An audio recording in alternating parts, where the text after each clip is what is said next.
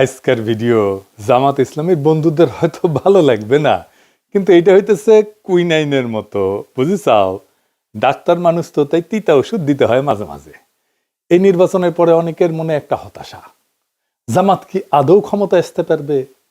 আসলে কিভাবে পারবে?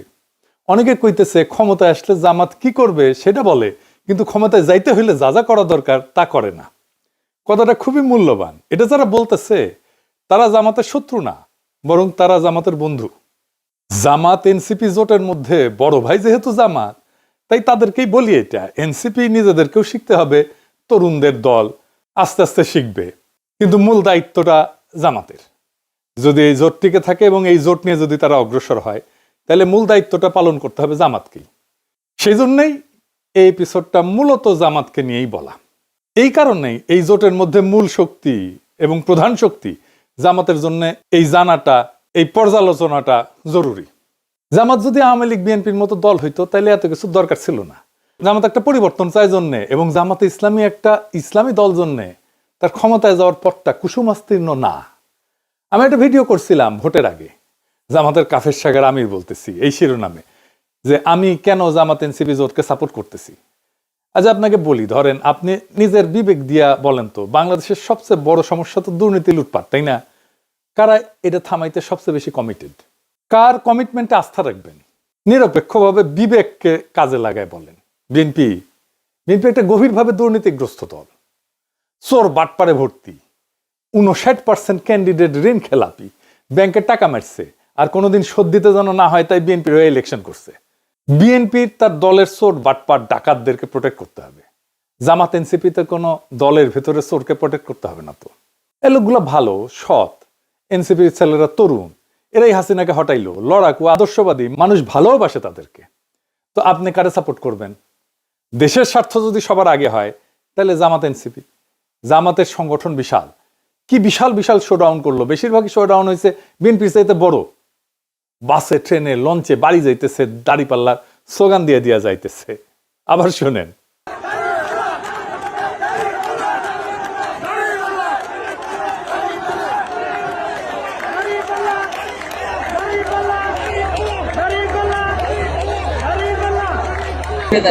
অবশ্যই দাঁড়িপাল্লা।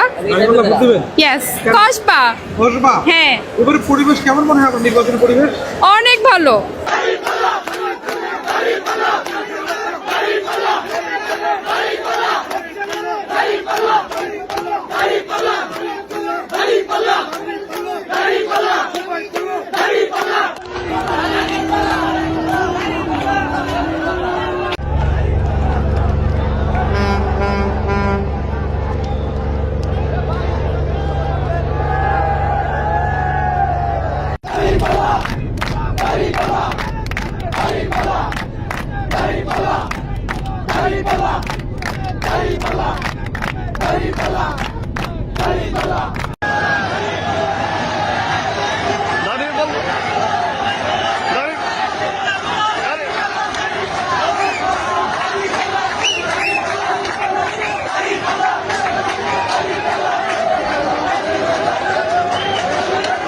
কি জোয়ার!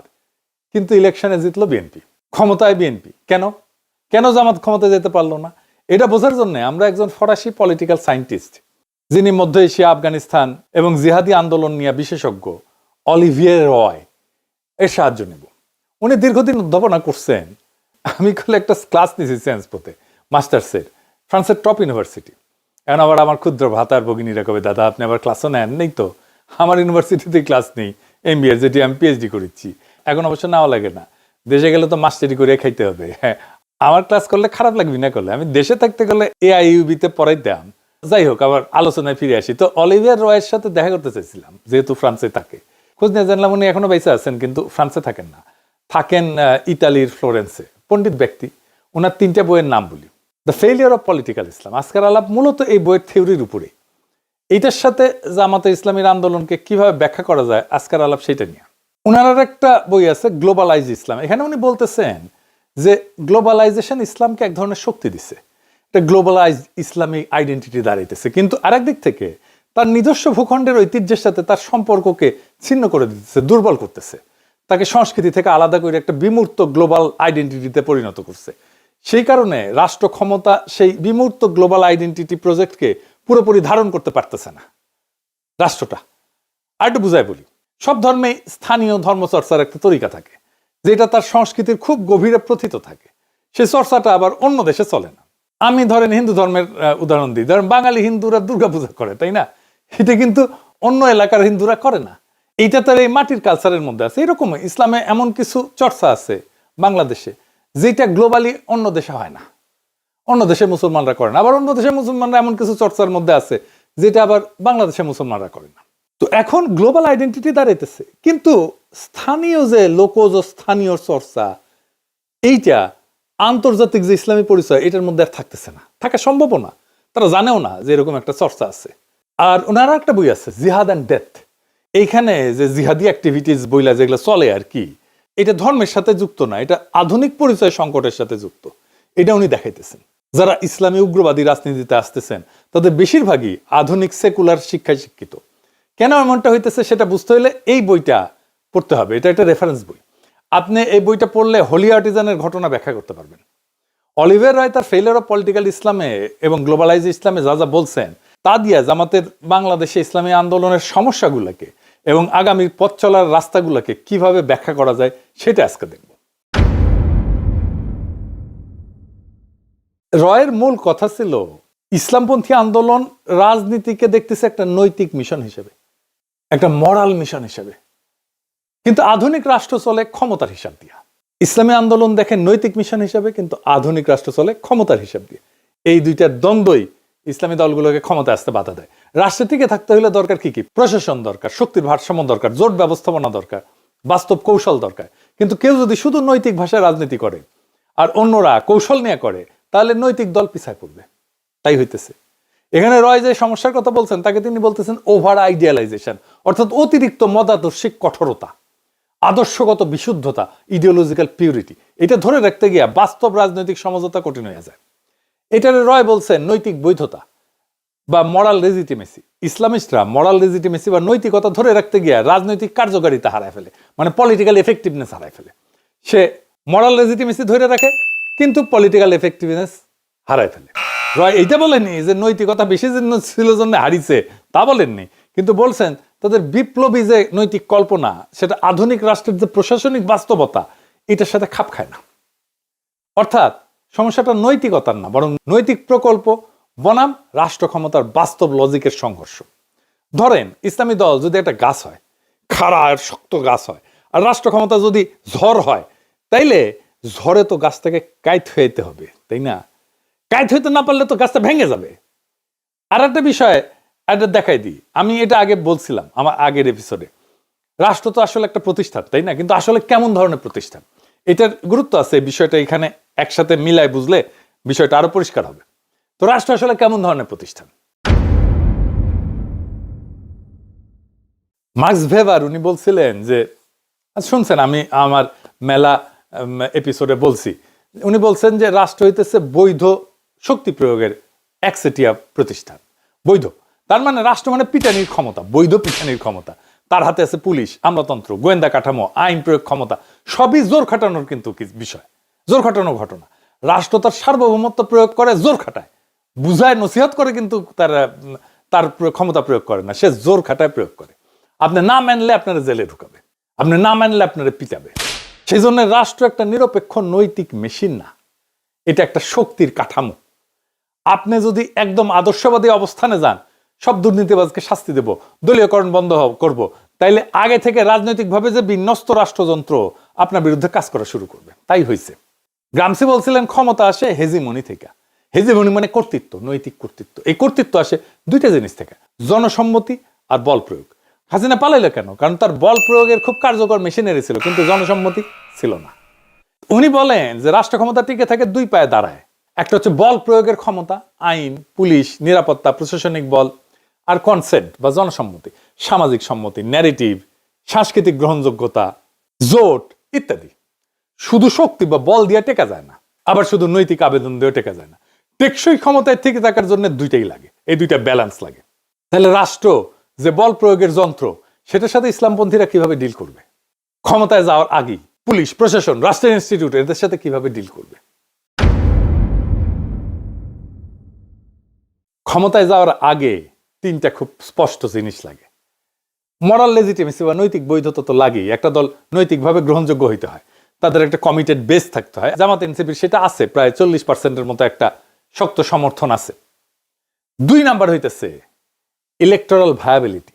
যেমন ক্ষমতায় যাইতে আমরা দেখতে পারতেছি যে 50%-এর বেশি ভোট লাগে। এর মধ্যে আছে সুইং ভোটার আছে, আরবান মিডল ক্লাস আছে, খুবই দরিদ্র ভাসমান লোক আছে, বিজনেস কমিউনিটি আছে, আন্তর্জাতিক সংস্থা আছে, আন্তর্জাতিক সম্প্রদায় আছে। এইটা জনসম্মতির আর একটা কিন্তু গভীরতর সংস্করণ। শুধু নৈতিক সমর্থন না, প্রশস্ত একটা রাজনৈতিক সামাজিক ব্রড বেজ একটা সামাজিক গ্রহণযোগ্যতা লাগে ক্ষমতায় যেতে হইলে। এই ব্রড বা প্রশস্ত সামাজিক গ্রহণযোগ্যতা আছে কিনা সেটা আমরা পরে দেখব। 3 নাম্বার হইতেছে গভর্নিং ক্রেডিবিলিটি, বা ক্ষমতায় যায় টিকে থাকতে পারবে কিনা। সেটা বলতে কি বোঝায়? তার প্রশাসনিক দক্ষতা আছে কিনা, অর্থনৈতিক স্থিতিশীলতা আনতে পারবে কিনা, আন্তর্জাতিক সম্পর্কে ব্যালেন্স রাখতে পারবে কিনা, যে রাষ্ট্রীয় নীতিগুলো আছে সেই নীতিগুলোর ধারাবাহিকতা রাখতে পারবে কিনা। এটাই রাষ্ট্র ক্ষমতার বাস্তব লজিক। তো এই রয় বলতেছেন যে ইসলামপন্থীরা খুব স্ট্রং আইডেন্টিটি বেস বানাইতে পারে, কিন্তু আধুনিক বহুত্ববাদী সমাজে একটা ব্রড কোয়ালিশন, একটা ব্যাপক ভিত্তিক কোয়ালিশন না বানাইলে ক্ষমতায় যাওয়া কঠিন। ইসলামপন্থীদের একটা মরাল ক্ল্যারিটি থাকে, খুব চমৎকার। নৈতিক বৈধতা, মরালি সতের একেবারে চূড়ান্ত সৎ, কিন্তু সোশ্যাল রিচ সীমিত হয়ে যায়। এইখানে কোয়ালিশনটাকে এক্সপান্ড করা ছাড়া ইলেকট্রাল ব্রেক থ্রু বা ইলেকশনে জিতে আসা সম্ভব হয় না। এই মরাল লেজিটিমেসি যেটা আছে সেটা রাজনৈতিক কার্যকারিতায় রূপ নিচ্ছে না। এটাকে মরাল লেজিটিমেসিকে এই রাজনৈতিক কার্যকারিতায় রূপ দেওয়াটাই হতেছে আসল কাজ। তার উপরে বাংলাদেশে বাস্তবতা অনেকদিন থেকে রাজনীতিতে একটা নতুন জিনিস দাঁড়িয়েছে, ক্ষমতায় টিকে থাকাই হইতেছে আসল কথা। নৈতিকতা পরে, এনে ক্ষমতা যেন নিজেই নৈতিকতার জায়গা নিয়ে ফেলছে। আর ক্ষমতাবান, আমি যাদেরকে বাঙ্গু এলিট বলি, তারা যেভাবেই হোক ক্ষমতাকে ধরে রাখে, তাদের ক্ষমতার বৈধতার জন্য ন্যারেটিভ তৈরি করে। তার জন্য বুদ্ধিজীবী আছে, মিডিয়া আছে। আমি একটা এক্সাম্পল দেখাই। বিএনপি ক্ষমতায় আসার পরে ন্যারেটিভ তৈরি করা শুরু হয়েছে মিডিয়াতে। প্রফেসর ইউনূস নাকি বাংলাদেশে দারিদ্র বাড়ায় দিয়ে গেছে, দারিদ্র বাড়িয়ে দিয়ে বিদায় দারিদ্রের জাদুঘরের শিরোনাম এক, ভিতরের টেক্সট এক। সব কয়টা কিন্তু বসুন্ধরা গ্রুপের পত্রিকা। দেখেন কালের কণ্ঠ, বাংলাদেশ প্রতিদিন, নিউজ 24, এমনকি ডেইলি সান, সবগুলোতে একই নিউজ। এরা আগে আমাদের নিয়ে সাইবার সন্ত্রাসী বইলা 3-4 কলামে স্টোরি করতো। হাসিনা পলানোর পরে মাপটাপ চাইয়া প্রত্যাহার করছে স্টোরিগুলো, আবার ঘুরে মাগুর স্যাং। বিপদে পরে আবার সে একই ভুল করে। অফিসিয়াল দারিদ্র পরিসংখ্যানের সর্বশেষ জরিপ হয়েছে এটা 2022 সালে।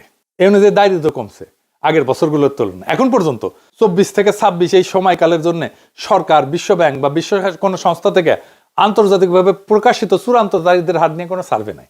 কই পেল এর ডেটা? পায় নাই। বিএনপি কয়ে দিচ্ছে প্রফেসর ইউনূস কত খারাপ অবস্থা দিয়ে গেছে সেটা দেখাইতে হবে, তাই দেখাইতেছে পত্রিকাগুলো। এভাবে মিডিয়া সত্য নির্মাণ করে। ইলেকশনের আগে সব মিডিয়া একসাথে জামাত এনসিপি জোটের পিছে লাগলো, কভারেজ কমাই দিল। এভাবে এরা সত্য উৎপাদন করে। গত এপিসোডে দেখাইছিলাম আর এক বয়ান রেডি করতেছে, ঋণ বোঝা বাড়াই দিয়ে গেছে প্রফেসর ইউনূসের সরকার, দেখেছেন না? এইভাবেই ট্রুথ প্রোডাকশন বা সত্যের নির্মাণ ক্ষমতার অংশ। ক্ষমতা শুধু পুলিশ দিয়ে টিকে না, ন্যারেটিভ দিয়েও টিকে।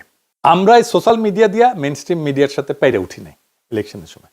তার উপরে আর একটা জিনিস আছে, কি সেটা? জামাত ক্ষমতায় আসবে শুনলে পুরো এস্টাবলিশমেন্ট, আমলাতন্ত্র, এলিট, এরা যে বন্দোবস্ত চলে কাইপা ওঠে একেবারে। আসল কারণ হইতেছে যে এরা তো এমন একটা সিস্টেম গড়ে তুলছে যেখানে চেয়ার টেবিল পর্যন্ত ঘুষ খায়। জামাত ক্ষমতায় আসলে তো ঘুষ খাওয়া বন্ধ হয়ে যাবে। দেখেন নুরুল কবির কি বলে, বিএনপিকে নাকি নাকে রুমাল চাইপে ভোট দিচ্ছে জামাত ইসলাম থেকে বাঁচার জন্য। শুনেন আগে। এই দেশের বহু মানুষ নাকে রুমাল দিয়ে বিএনপিকে ভোট দিয়েছে। নাকে রুমাল দিয়ে কেন? ওই ধানের শীষ দেখলে তার চাঁদাবাজির দুর্গন্ধ তার নাকে আসে। এই নাকে রুমাল দিয়ে দিয়েছে জামাত ইসলামের হাত থেকে বাঁচবার জন্য। শুনেছেন? আমি যদি ধরেও নি 1971-এ জামাত ইসলামের ভূমিকার জন্য ভোট দেয় নাই, তাহলে তো 1971-এ যার জন্ম হয় নাই তারও বয়স আজকে 56 বছর, তাই না? সে জামাতের কি দেখে, কি থেকে ব্যস্তে নাকে রুমাল চেপে বিএনপিকে ভোট দিল? জামাত থেকে ব্যস্ত চায় কারণ তারা মনে করে যে জামাত আসলে ঘুষ বন্ধ হয়ে যাবে, দুর্নীতি বন্ধ হয়ে যাবে। এটা তো বলতে পারে না। বলে নারীদের বন্দি করবে, দেশকে পিছনের দিকে টেনে নিয়ে যাবে, দেশকে আফগানিস্তান বানাবে। আর নুরুল কবির মনে করে সন্ধ্যা গেলে ঢাকা ক্লাবে গিয়ে মাল টানতে পারবে না, ওটা বন্ধ হয়ে যাবে। নুরুল কবির যে কইছে জামাতের হাত থেকে বাঁচার জন্য বিএনপিকে ভোট দিছে, জামাত করবে এটা কি যেটা দেখে ভয় পাইছে নুরুল কবিরেরা? আমি তো আর কিছু দেখি না যে মদ খেতে না পারা ছাড়া। বাংলাদেশে সৎ মানুষ হইলে, নৈতিক হইলে খুব সমস্যা, খুবই সমস্যা। আমি একটা প্র্যাকটিক্যাল এক্সাম্পল দিই। আমার পেশা থেকে। আপনি যদি সৎ প্র্যাকটিসিং ডাক্তার হন, আপনাকে একটা দুর্নীতিগ্রস্ত চক্রের মধ্যে ঢুকতেই হবে, এর মধ্যে ঢুকে যেতে হবে। আপনি প্র্যাকটিসই করতে পারবেন না এর মধ্যে না ঢুকলেন। আপনি সৎ থাকতে চাইবেন, পারবেন না, পারবেনই না, একেবারেই পারবেন না। রুগী পাবেন না, রুগী যায় যেখান থেকে, ওই যে ফ্রন্ট ডেস্ক, ওইখানে আপনার অ্যাপয়েন্টমেন্টই না হবে না, বলা হবে আপনি দেশে নাই, আজকে আসবেন না, অসুস্থ, আরো নানা কথা ঘুরে বেড়াবে বাতাসে, বলা হবে আপনি ইমার্জেন্সি টাইমে পাওয়া যায় না, আপনারে ফোন করলে আপনি ধরেন না, আপনি রুগীর সাথে খারাপ ব্যবহার করেন, আপনি রুগী মেরে ফেলেন, আপনি সিজার করতে যায় বাচ্চার পাচ্চা কেটে ফেলেন, আপনার চাকরি চলে যায় অবস্থা। আসেন কয়েকদিন, দেখেন কয়দিন থাকে, এই তো সেদিন ওটির টেবিলে একটা রুগী মারা গেল, আপনি শেষ। আপনার মেধা দিয়ে কি করবেন? আপনার ক্লিনিক্যাল স্কিল দিয়ে কি করবেন? আপনি তো ফেল ওই গেটকিপারের কাছে। এটা হইল শাখের কড়া, যাইতেও কাটবে, আসতেও কাটবে। এই নৈতিকতা। নৈতিক থাকলে টিকবেন না, করাপ্ট হলে টিকবেন, কিন্তু নৈতিক থাকতে পারলেন না। তো মরালের লেজিটিমেসি বা নৈতিক বৈধতা ধরে রাখতে গিয়া রাজনৈতিক কার্যকারিতা যে হারায় ফেলতেছে, এইটার সমাধানটা কি? আবার করাপশনকে গ্রহণ করলে তো মরাল লেজিটিমেসি, নৈতিক বৈধতা হারায় চলে যায়। এই দ্বন্দ্বটাই হইতেছে একটা স্ট্রাকচারাল কনফ্লিক্ট।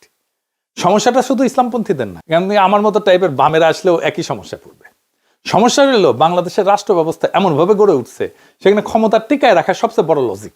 এই পরিবেশে যে দলই আসুক, শুধু নৈতিক হইলে টিকবে না, শুধু ক্ষমতা খেলা নামলে নৈতিকতা হারায় ফেলবে। অর্থাৎ নৈতিক রাজনীতি এবং রাষ্ট্র ক্ষমতার বাস্তব লজিকের মধ্যে একটা সংঘাত হবে। তো ক্ষমতার বাস্তব লজিক বলতে কি বোঝায় আসলে, আরেকটু বুঝে দেখি। মানে রাষ্ট্র যেভাবে বাস্তবে কাজ করে, ক্ষমতা যেভাবে টিকে থাকে এবং শাসন যেভাবে পরিচালিত হয়, সেই কাঠামোগত নিয়মগুলো একটা নৈতিকতা বা আদর্শের বাইরে যায় কাজ করে। এটার সাথে নৈতিকতার কোনো সম্পর্ক নাই। এটা ব্যক্তিগত নৈতিকতার প্রশ্ন না, এটা সিস্টেমের লজিক। তাত্ত্বিকভাবে রাষ্ট্রের কাজ হইতেছে ন্যায় বিচার, জনকল্যাণ, নাগরিকের অধিকার রক্ষা করে, কিন্তু বাস্তবে অনেক রাষ্ট্র সবচেয়ে বড় লক্ষ্য হয়ে যায় ক্ষমতা ধরে রাখা। এর মানে বিরোধীকে দুর্বল করা, প্রশাসনের নিয়ন্ত্রণ রাখা, আইনকে রাজনৈতিকভাবে ব্যবহার করা, নিরাপত্তা কাঠামো নিজের অনুগত রাখা, এটাই ক্ষমতা টিকায় রাখার লজিক। আপনি যদি পুরাপুরি নৈতিক অবস্থানে থেকে বলেন সব দুর্নীতিকে আমি শূন্য করে দেবো, সব দুর্নীতিবাজকে শাস্তি দেবো, দলীয়করণ বন্ধ করব, রাষ্ট্রযন্ত্র নিরপেক্ষ করব, তাহলে কি সমস্যা হয়? তখন সমস্যা যেটা হয় তা হইতেছে রাষ্ট্রযন্ত্র আগে থেকে রাজনৈতিকভাবে বিন্যস্ত থাকে। কিন্তু আমাদের মতো অনুন্নত দেশে যেখানে রাষ্ট্রীয় প্রতিষ্ঠান দাঁড়ায় নাই, তারা একটা সিস্টেম করে নেয় ক্ষমতা চালানোর জন্য, যেটারে বলে বন্দোবস্ত। ওই বন্দোবস্তের সাথে আপনি কিভাবে ডিল করবেন, আপনি কতটুকু ভাঙবেন, ভাঙলে বেনিফিশিয়ারিরা বেনিফিশিয়ারিরা কি ছিটকে পড়বে? যারা ছিটকে পড়বে তাদের কি হবে? আপনি কি দুর্নীতি একদম শূন্য করে ফেলবেন? সরকারি কর্মচারীদের সংসার চলবে? তাহলে এটা তো ভয় পেয়ে যাবে, ভয় পেয়ে উল্টাপাল্টা বকা শুরু করবে, নারীদের বন্দি করবে, আফগানিস্তান বানায় ফেলবে, আমেরিকা স্যাংশন দেবে। হালা কয় না যে আমার তো ঘুষ খাওয়া বন্ধ হয়ে যাবে। তো তাই আপনি একদম যদি আদর্শবাদী হন, রাষ্ট্রযন্ত্র আপনার বিরুদ্ধে কাজ করা শুরু করবে। তাই করে। এইটাই সায়েন্স, এটাই কনফ্লিক্ট, এটাই সংঘাত, এইটারে আপনাকে ডিল করতে হবে। তাহলে এটা ভাঙতে হলে কি করা দরকার? এটাকে ভাঙতে হলে নৈতিকতা এবং দক্ষতার সম্পর্ক নতুনভাবে নির্মাণ করতে হবে। 1 নাম্বার, আপনার মরাল ইন্টেন্ট বা মরাল লক্ষ্য, মরাল ইচ্ছা, নৈতিক ইচ্ছাটা ইনস্টিটিউশনাল কমিটমেন্ট দেখাইতে হবে। আমরা ভালো, এটা কাজ করবে না, বরং বলতে হবে আমরা সংবিধান মানবো, আমরা নির্বাচনী প্রক্রিয়া বদলাইতে চাইলে আইনি পথে বাধা দেব, আমরা ক্ষমতায় গেলে কোনো প্রতিষ্ঠান স্পর্শ করব না, এইটা আমরা লিখিতভাবে বলতেছি। অর্থাৎ ইচ্ছা না, কাঠামোগত প্রতিশ্রুতি দিতে হবে। আমরা মরাল পুলিশিং করব না, আমরা জাতির সমৃদ্ধি বাড়াবো এমনভাবে যেন কাউকে হারাম উপার্জনের খাবার সন্তানের মুখে তুলে দিতে না হয়। আমরা ক্ষমতায় এসে কারো পেটে লাথি মারবো না, নিজের সম্পদের জন্য যেন নিজের গ্লানি সইতে না হয়, এই ব্যবস্থা আমরা করব। আমরা ধরবো শীর্ষ দুর্নীতিবাজদেরকে, এক্সাম্পল তৈরি করবে এমন ইস্যুগুলাই ধরবো। আমরা এস আলমরে ধরবো, আমরা আদানিরে ধরবো, আমরা সালমান এফ রহমানের ধরবো। 2 নাম্বার, আমার কর্মসূচি এটা কোনো গোপন বিষয় না, এটা প্রেডিক্টেবল হবে, মানুষ আগে থেকে জানবে সরকার কি করতে যাচ্ছে। লিখিত নীতিপত্র থাকতে হবে, প্রকাশ্য অর্থনৈতিক পরিকল্পনা থাকতে হবে, সংখ্যালঘু নারীর অধিকার বিষয়ে স্পষ্ট চার্টার করে, অবস্থান চার্টার করে। আমি বলছিলাম নারী চার্টার লিখতে, সংখ্যালঘু চার্টার লিখতে। জামাত বলে আমরা তো সংখ্যালঘু বলি না। তো যাই বলেন, তাইলে তো একটা বলতে হবে যে হিন্দু সম্প্রদায়ের সাথে আপনি কিভাবে ডিল করবেন, পার্বত্য চট্টগ্রামের লোকদের সাথে আপনি কিভাবে ডিল করবেন। কমই ঘটনার একটা বড় অংশের মধ্যে একটা সন্দেহ আছে জামাতকে নিয়ে। হেফাজতের আমির তো জামাতকে ভোট দিতেই না করছেন, এটা তো জামাতকে ডিল করতে হবে, আশ্বস্ত করতে হবে কমই ঘটনাকে তাদের কমই পলিসি নিয়ে। ক্ষমতায় গেলে প্রথম 100 দিন কি করবেন, 200 দিন কি করবেন, 300 দিন কি করবেন, এটা রূপরেখা দেওয়া গেলে অস্পষ্টতা থাকে না, অস্পষ্টতা থেকে সন্দেহ আসে। যদি প্রেডিক্টেবল হন, স্পষ্ট হয় আপনার, তাহলে আস্থা আসে। এরপরের বিষয় যেটা হইতেছে সেটা ভিকটিম ন্যারেটিভ থেকে বের হইতে হবে। সবসময় যদি আপনি বলেন আমাদের মারছে, আমরা মারা খাইতেছি, এটা সত্য হইলেও রাজনৈতিকভাবে দুর্বলতার বার্তা দেয়। মানুষ এমন কাউকে নেতা মানে না যারা নিজেদেরকে রক্ষা করতে পারে না। মানুষ হ্যাডোমালা লোকদেরকে নেতা মানে।